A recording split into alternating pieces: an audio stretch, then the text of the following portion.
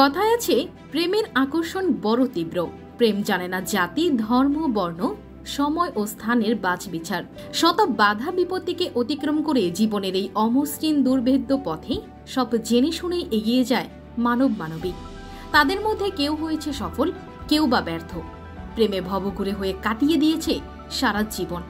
কালে কালে অনেক মানুষ তাদের বিচিত্র সব প্রেমের আখ্যানের কারণেই অমর হয়ে আছেন। এরকম অভাবনীয় প্রেমের ঘটনা আমাদের চারপাশে ঘটে থাকলেও আজকের যে ঘটনা সেটা একটু ভিন্ন রকমের। বাড়িতে কাজ করার সুবাদে মালিকের বউয়ের সাথে প্রেমের সম্পর্ক গড়ে ওঠে এক রাজমিস্ত্রির।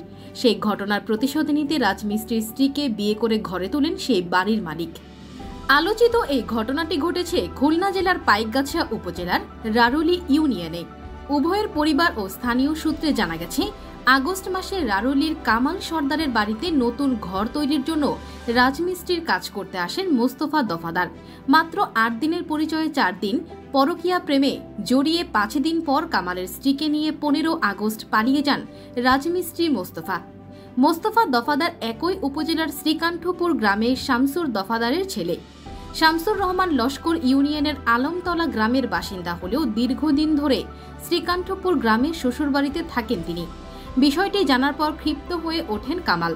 পরবর্তীতে তার পরিবার ও এলাকাবাসীর পরিকল্পনায় মোস্তফার স্ত্রীর পরিবারের সঙ্গে যোগাযোগ করা হয়।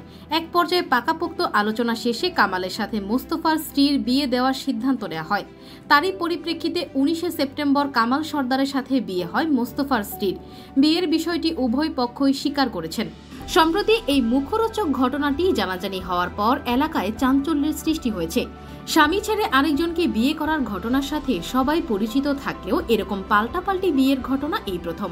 এর আগে ২০২২ সালে বাড়িতে তালা মেরে এক প্রবাসীর স্ত্রী প্রেমিকের সাথে পালিয়ে যাওয়ার ঘটনায় সারা দেশে আলোড়ন সৃষ্টি হয়েছিল। বাড়ির মালিক বিদেশ থেকে ফিরে দেখেছিলেন লক্ষাধিক টাকা নিয়ে গৃহকর্ত্রী পালিয়ে গেছে। উল্লেখ্য যে প্রেমের সম্পর্ক করে ২০০২ সালে ফাতেমা বেগমকে বিয়ে করেন নড়াইলের কালিয়া উপজেলার সালামাবাদ ইউনিয়নের বিলবাউস গ্রামের ইয়ার আলী লস্করের ছেলে ইমরুল লস্কর। বিয়ের পর বিদেশে পাড়ি জমালেও মাঝে মধ্যেই তিনি দেশে আসতেন।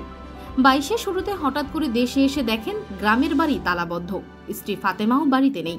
সৌদি প্রবাসী ইমরুল লস্করের অভিযোগ, তার স্ত্রী ফাতেমা বেগম কোটি টাকা নিয়ে পালিয়েছেন। এই ঘটনার বিচার দাবিও করেছেন ইমরুল। অভিযুক্ত ফাতেমা বেগম একই গ্রামের হাশেম শেখের মেয়ে।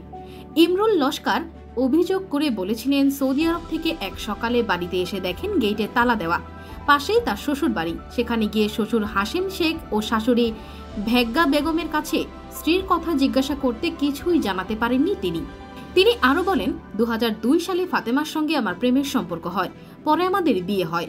২০০৭ সালে আমি সৌদি আরব চলে যাই। সেখান থেকে আমি স্ত্রীর নামে দীর্ঘ ২০ বছরে ৯৭ লাখ টাকা পাঠিয়েছি। আমার নামে বাড়ি করার জন্য গ্রামে ১৩ শতক জমি কিনতে বলি। ওই জমিও নিজের নামে রেজিস্ট্রি করে নিয়েছেন ফাতেমা। আমি এখন নিঃস্ব হয়ে গেছি, আমি এর বিচার চাই।